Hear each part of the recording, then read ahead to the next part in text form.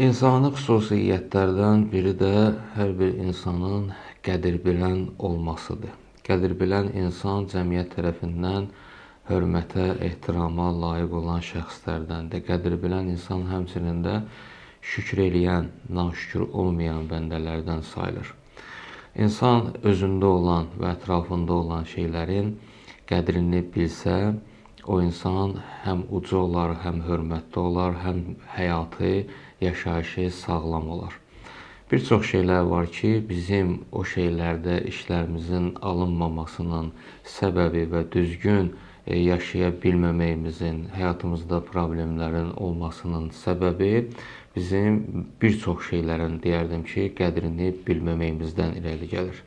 Ona görə də həm özümüzdə, həm ətrafda olan şeylərin, həmçinin də Allahın verdiyi bütün nemətlərin qədrini bilməyimiz bizlər üçün zəruridir. O cəhətdəndir ki, Həzrət İmam Əli əleyhissalam buyurur ki, 4 şeyin qədrini 4 kəsdən başqa heç kəs yaxşı bilməz.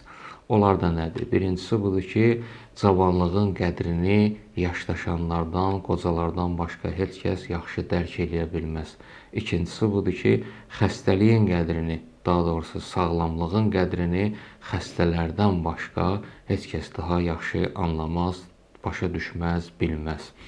Və üçüncüsü budur ki, rahatçılığın, asudəliyin, rifahın qədrini çətinliyə düşənlərdən, problem yaşayanlardan, müşkül yaşayanlardan başqa heç kəs daha yaxşı bilməz, anlamaz. Və dördüncüsü də budur ki, həyatın qədrini ölülərdən başqa heç kəs daha layiqli şəkildə qədrini bilməz.